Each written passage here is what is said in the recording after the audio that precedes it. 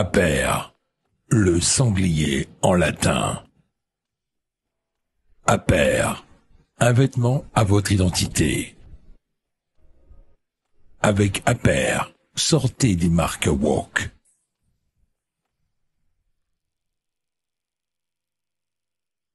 Bonjour Jean Messia, merci d'être avec nous. Est-ce que vous nous entendez bien? Bonjour Liselotte, bonjour Richard, bonjour aux auditeurs. On salue également Richard de Cesse qui nous rejoint. Bonjour à tout le monde et bonjour à Liselotte et bonjour à Jean. Alors Jean, vous êtes comme tout le monde, vous avez lu cette enquête de l'IFOP et j'ai été particulièrement séduit par la réaction de la communauté musulmane qui a d'une part expliqué qu'il ne fallait pas stigmatiser tout le monde, qui a ensuite expliqué que ce n'était pas parce que l'IFOP faisait un sondage que c'était vraiment représentatif, donc ils mettent en doute la manière dont l'IFOP est un institut scientifique, et qui enfin ont surtout conclu que si il y a une radicalisation des musulmans, c'est que tout simplement qu'on ne donne pas assez d'argent en fait aux musulmans, et ils réclament donc que l'État français mette en place de véritables formations pour les imams avec un module commun consacré à la laïcité et aux valeurs de la République. Et donc il faut qu'on finance la formation des imams pour être certain que les musulmans ne soient plus radicaux. Écoutez, tout cela, malheureusement, c'est du déjà vu et du déjà entendu. Je pense qu'un certain nombre de musulmans parlent exactement comme ont envie d'entendre nos élites dirigeantes. Nos dirigeants sont persuadés que l'islam est un nouveau catholicisme qui, comme le catholicisme à la fin du XIXe siècle, sera en quelque sorte maté de la même manière. Ils n'ont juste pas compris que l'islam est une religion conquérante. Jésus n'est pas Mahomet, si vous voulez. L'islam s'est répandu au fil de l'épée, il s'est répandu par des conquêtes. Le prophète de l'islam lui-même était un chef de guerre. Et l'islam est ontologiquement une religion suprémaciste. Et donc l'islam ne s'est jamais pensé comme minoritaire dans une région. Quand l'islam est minoritaire dans un pays ou dans une nation ou sur un territoire, son seul objectif, c'est de devenir majoritaire par tous les moyens. C'est d'ailleurs exactement comme ça que s'est comporté le prophète à la naissance de l'islam. Il y a eu la partie, l'époque du prêche, où il a tenté de convaincre par la parole, ça n'a pas marché. Il est ensuite passé à la méthode brutale, c'est-à-dire à la guerre. Eh bien, ses disciples et les musulmans aujourd'hui procèdent exactement, en tout cas pour une large majorité d'entre eux, de la même manière. C'est inscrit dans leur code génétique, dans leur code religieux plus exactement. Donc voilà, et je pense, si vous voulez, que nous avons effectivement le nombre de musulmans en 15 ans a bondi de 75%. Vous savez, dans ce sondage, il y a deux aspects, même trois aspects. Deux aspects n'ont pas été, commentés dans les médias. Le premier, c'est l'augmentation considérable du nombre de musulmans dont on nous dit maintenant depuis presque un demi-siècle qu'ils sont toujours aux alentours de 5-6 millions. Comment est-ce possible dans la mesure où la France accueille chaque année près d'un demi-million de personnes dont une écrasante majorité sont musulmans? Les chiffres progressent évidemment. On ne va pas nous expliquer qu'avec un demi-million d'augmentation, on reste à 6 millions depuis 45 ans. Ça n'est pas possible. Donc aujourd'hui, je pense que le nombre de musulmans se situe plutôt entre 10 et 15 millions, davantage qu'entre 5 et 6. Ça, c'est la première chose. La deuxième chose, ça a été commenté, c'est évidemment le basculement qualitatif, en quelque sorte, de la communauté musulmane qui s'est radicalisée. Je lisais, par exemple, un chiffre qui n'a pas été beaucoup dit, presque la moitié des jeunes musulmans disent éprouver de la sympathie, pas pour l'islamisme, pour la mouvance djihadiste. C'est extrême. Je vous laisse imaginer que dans une génération qui compte des millions de jeunes, quand on parle de moitié, c'est que nous avons sur notre sol des millions de personnes qui ont de la sympathie pour la mouvance djihadiste, c'est-à-dire que nous avons sur notre sol des millions de grenades dégoupillées, dont plusieurs, des centaines, des milliers, des centaines de milliers peuvent exploser à tout moment. On en est là. Bon. Ensuite, si vous voulez, sur ce sondage, lorsqu'on dit qu'il y a une radicalisation massive, par exemple dans la fréquentation assidue des mosquées, on est passé, je crois, de 7% de fréquentation il y a une quarantaine d'années, à 40% de fréquentation.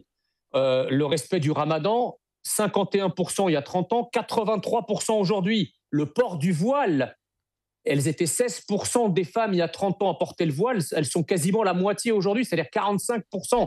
C'est-à-dire potentiellement, encore une fois, des millions et des millions de femmes musulmanes qui portent le voile. D'ailleurs, nos yeux ne se sont pas trompés en voyant ce qu'ils voient au cours de ces années. Nous avons dit et répété que ce n'était pas une toute petite minorité, qu'on s'approchait dangereusement d'une majorité dans tous les domaines de la radicalisation, y compris le voile. On nous a dit, mais non, c'est un fantasme d'extrême droite, c'est toujours la même chose. Ce que vos yeux voient, c'est juste un effet de loupe, vous stigmatisez. Et aujourd'hui, si vous voulez, et on comprend pourquoi le terme islamophobie a été inventé. Être islamophobe aujourd'hui signifie juste que vous ne voulez pas que votre pays devienne musulman. Alors, et donc, Jean Messia, lorsqu'on a ces chiffres... Surtout ces chiffres, et pour revenir juste sur l'un d'entre eux, qui effectivement est très intéressant, on nous dit on est passé de 5 à 7% de musulmans en France, donc autrement dit on est très loin du grand remplacement, et en même temps l'étude nous dit que beaucoup de gens d'origine musulmane par leurs parents, en fait, se sentent pas si musulmans que ça, plutôt agnostiques, voire athées. Donc on se retrouve en fait à faire exprès de confondre deux choses. D'une part, l'immigration qui vient majoritairement de pays musulmans, l'immigration maghrébine ou orientale, donc qui débarque en France, et par ailleurs le sentiment religieux qui anime ces populations. Et on fait comme si le fait de ne mesurer que ceux qui se déclarent religieux valait le fait de mesurer ceux qui sont effectivement immigrés. Tout à fait. Et d'ailleurs, si vous voulez, ce que vous dites rejoint finalement, comment dirais-je, le capharnaüm que le système antinational a organisé sur le plan identitaire depuis une cinquantaine d'années. Depuis une cinquantaine d'années, le système antinational qui nous dirige, il vous explique que la France est un désert identitaire, que la France n'a pas d'histoire, n'a pas d'identité nationale, que le français de souche n'existe pas, et qu'en réalité, la France n'est qu'un grand marché où la seule manière pour vous définir, c'est d'être un agent économique, un consommateur principalement, mais un producteur, pourquoi pas, mais vous n'avez rien d'autre que vos caractéristiques de l'homo economicus qui puissent vous définir. Donc par rapport à ces immigrations qui arrivent, elles, avec leur corpus identitaire, religieux, civilisationnel, vous avez au bout d'un moment une partie au départ importante qui adhère au principe de je suis un consommateur, je veux le dernier iPhone, je veux les dernières baskets, etc., Nike, etc. Et vous avez une autre partie qui, elle, refuse ça et qui veut cultiver son irrédentisme alter-identitaire parce que, comme l'Évangile l'a expliqué, l'homme ne vit pas seulement de pain. Donc, vous avez beau proposer du pain, un être humain, il se définit par autre chose, pas seulement par ce qu'il mange et pas seulement par la matérialité.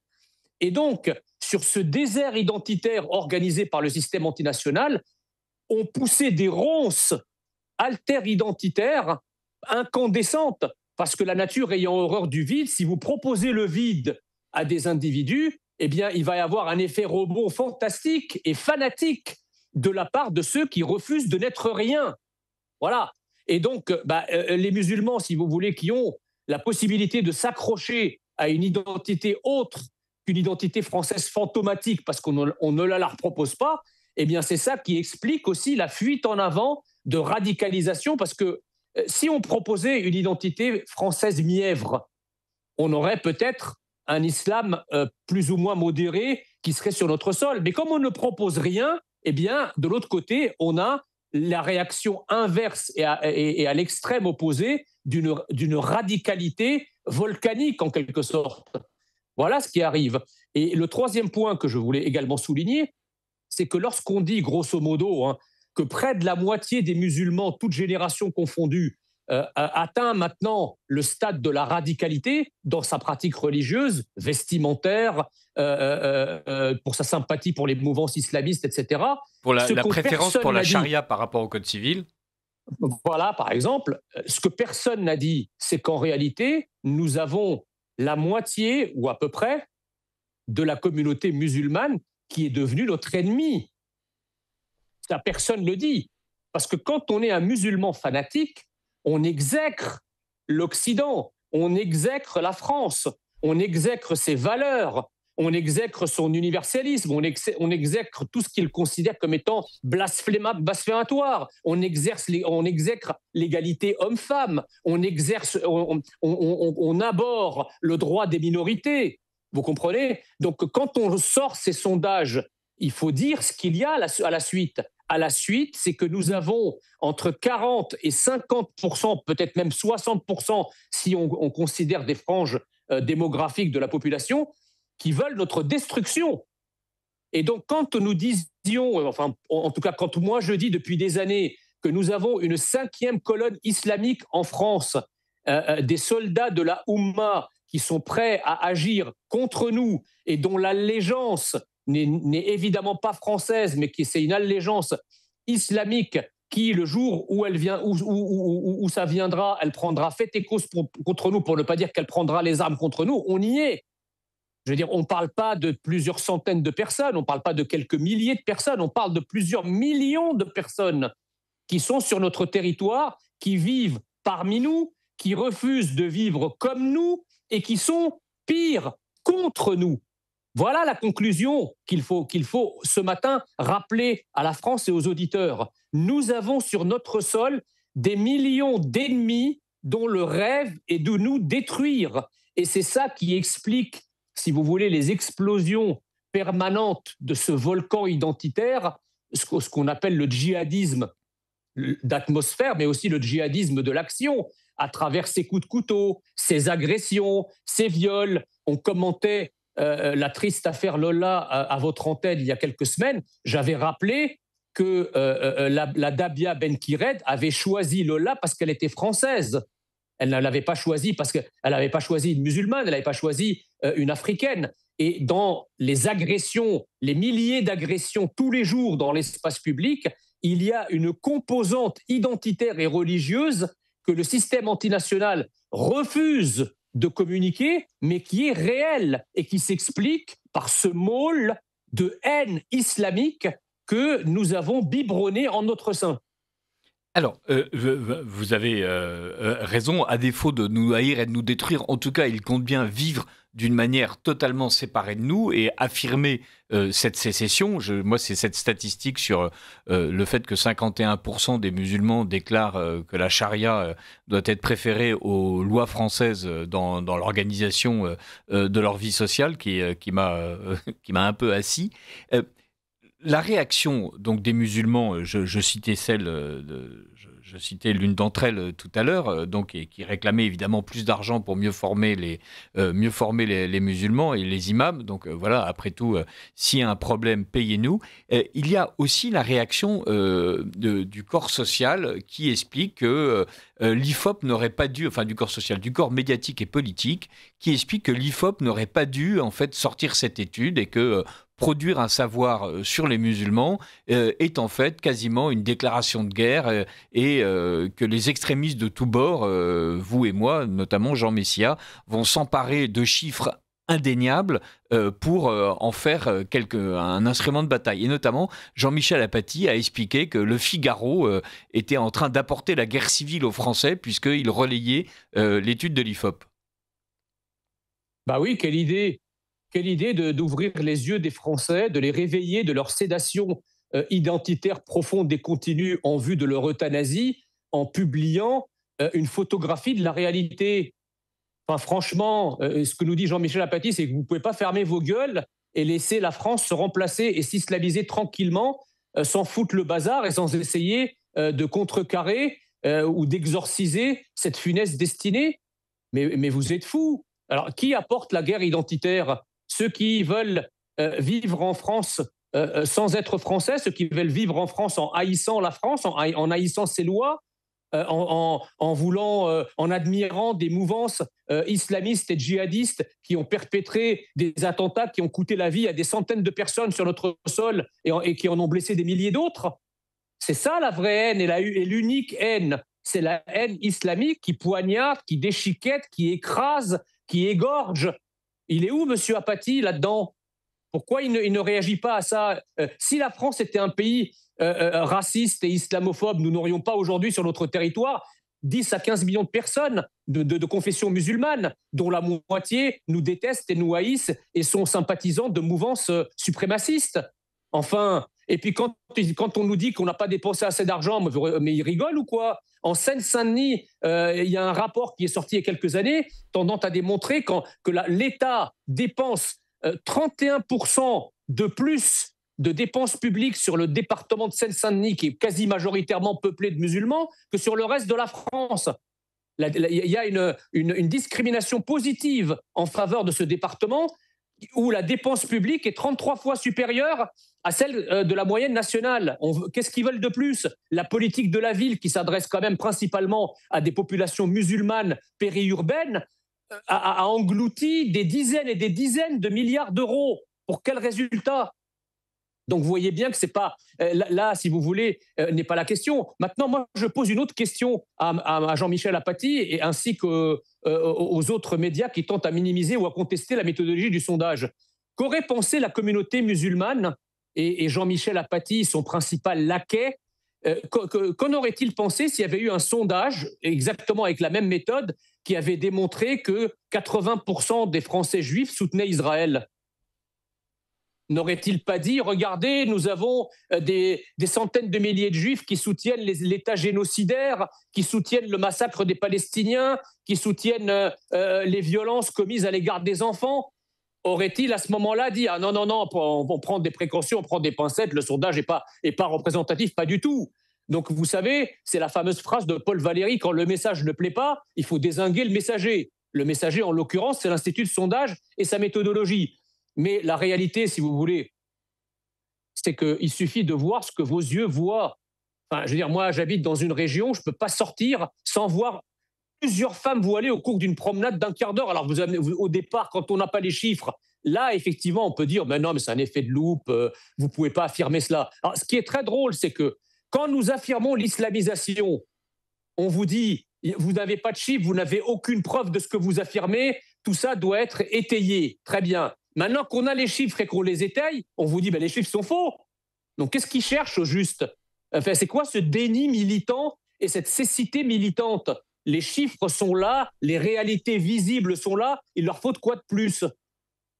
Alors, par exemple, effectivement, d'ouvrir un peu les yeux,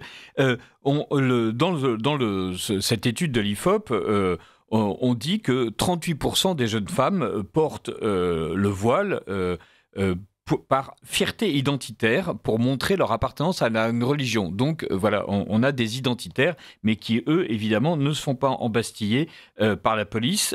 C'est un peu différent.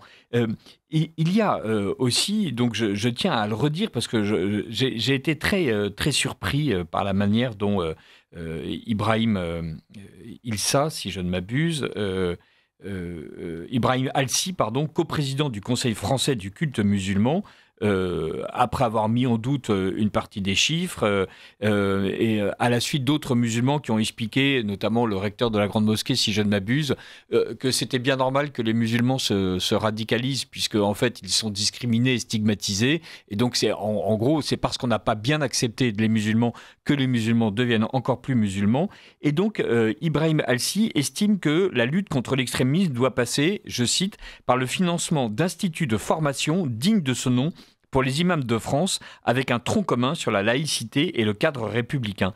Est-ce que vous avez l'impression que un tronc commun sur la laïcité et le cadre républicain va brusquement transformer la doctrine musulmane de l'Oumma, de la grande communauté internationale, transnationale des musulmans, en fidèles adeptes de la laïcité à la française, c'est-à-dire des bouffeurs de curés qui pourraient se transformer en bouffeurs d'imams? Bien sûr que non. Enfin, ce discours est un discours de taquilla, est un discours hypocrite, parce que qui mieux que cet imam connaît ce que signifie le mot laïcité en arabe? Alors, je vais vous l'apprendre, mon cher Richard, et je vais l'apprendre aux auditeurs.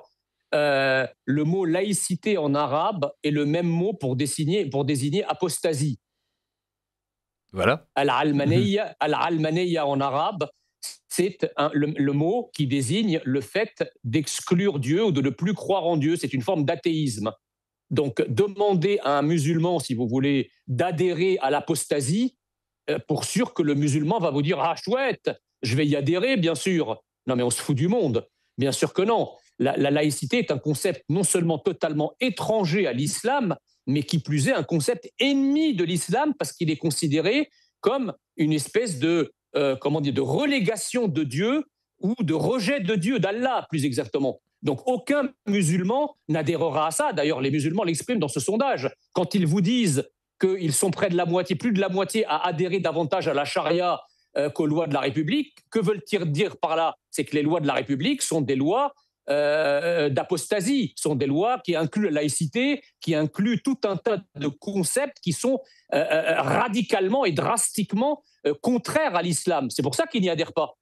Donc, si déjà le musulman lambda n'y adhère pas parce que dans son code religieux, il lui est interdit d'y adhérer, on ne va quand même pas nous faire croire qu'on va former les imams à une forme de ce qu'ils considèrent comme l'apostasie religieuse.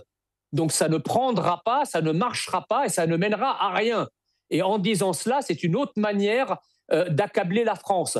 J'ajoute aussi que lorsque les musulmans décident de devenir pleinement musulmans, c'est-à-dire décident de vivre parmi nous et de tout faire pour ne pas nous ressembler identitairement, qui discrimine qui dans ce cas-là? Qui est haineux? Ce sont bien ces musulmans qui refusent de s'habiller comme nous, de vivre comme nous, de parler comme nous, de se comporter comme nous. Ce sont eux qui nous détestent. Parce qu'à la vérité, s'ils nous aimaient et s'ils aimaient la France comme des générations d'immigrés avant eux, européens, chrétiens d'Orient, juifs pieds noirs, asiatiques, tous ont fait l'effort de ressembler à la France. Et quand ils ont fini par ressembler identitairement à la France, toutes les discriminations initiales se sont évaporées et ont disparu.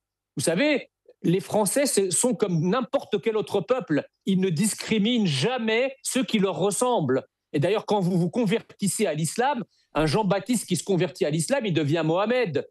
Et il s'habille comme les musulmans. Pourquoi? Et qui lui fait le grief? Parce que dans ce sens-là, évidemment, vous n'aurez jamais aucune critique. Parce qu'on estimera que c'est normal qu'il a embrassé une nouvelle civilisation, une nouvelle identité, une nouvelle culture, et qu'il faut qu'il ressemble physiquement et identitairement à cette culture. Mais la France exige exactement la même chose de ceux qui vivent sur son sol, et en particulier de ceux qui portent sa nationalité et sa citoyenneté. Donc ceux qui cultivent leurs différences, parfois à l'extrême, avec les voiles, les camis, les barbes, etc., s'autodiscriminent eux-mêmes et ne sont pas légitimes à venir accuser la France de les reléguer ou de les discriminer. À Rome, fais comme les Romains. Si tu fais comme les Romains, tu deviendras Romain. Et les Romains te verront comme l'un des leurs. Voilà. Et les Français, c'est exactement la même chose. Je prends mon propre exemple. C'est vrai qu'au début, quand je suis arrivé, quand je ne savais pas parler français, il y avait évidemment des moqueries, des lazis, des colibets, etc. Mais une fois que je me suis fondu avec le processus d'acculturation, d'assimilation à la France, que j'ai appris à penser français, à parler français, à vivre comme les Français, je n'ai plus jamais été victime de racisme ni de discrimination. Et j'ai pu faire de grandes études, j'ai pu occuper de grands postes au sein de l'État français, à l'étranger et en administration centrale. Jamais personne m'a dit « Tiens, en fait, t'es égyptien ». Et bizarrement, les seuls qui m'envoient à mes origines sont précisément ceux qui ne s'assimilent pas et leurs serpillères d'extrême gauche. Mais les Français qui sont véritablement Français d'identité, ils ne me voient que comme un Français. Évidemment, pas la frange ultra-radicale que les irrédentismes islamiques ont bizarrement ressuscité, mais je parle de l'écrasante majorité des Français. Donc voilà, nous sommes, si vous voulez, dans une perspective tout à fait inquiétante où nous avons un irrédentisme extrêmement puissant, un suprémacisme, un totalitarisme islamique extrêmement puissant qui, pour reprendre les mots d'Emmanuel Macron, défigure notre pays comme la lèpre, parce qu'il n'y a pas de lèpre nationaliste, en revanche, il y a une lèpre islamiste, c'est ce qu'on voit dans les sondages de l'IFOP notamment, et tout ça est porteur de germes extrêmement dangereux pour la paix civile dans les prochaines années. Je ne dis même pas pour les prochaines années, pour les prochaines dizaines d'années, je veux dire. Alors, les critiques de la gauche sur l'étude de l'IFOP sont tout à fait passionnantes parce que vous l'avez souligné au début, et on va peut-être terminer là-dessus, c'est-à-dire tant que la droite criait au loup, tant que la droite nationale expliquait qu'il y avait un danger, tant que le Front puis le Rassemblement national expliquaient que l'immigration était un danger qui était non seulement économique, mais aussi culturel et même vraiment essentiel, on nous expliquait que les chiffres n'étaient pas du tout là pour le prouver. Maintenant que l'IFOP sort une étude pour expliquer au contraire, il y a bien une population musulmane très fermement installée, et il faut bien distinguer la population qui se dit musulmane, et d'ailleurs l'étude n'a porté que sur des musulmans qui affirment être musulmans, et la population immigrée qui est culturellement musulmane. Ce sont deux réalités chiffrées différentes, même si les adversaires de l'étude essaient de tirer parti de cette étude pour expliquer qu'il y a beaucoup moins de musulmans qu'on ne le croyait en France.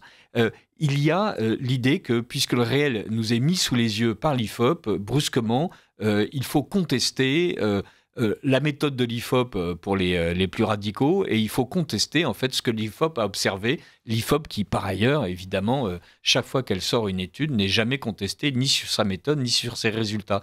Pourquoi est-ce que la gauche tient absolument à ne pas voir ce réel-là? Est-ce que la gauche a décidé de former une alliance objective avec l'islam en France?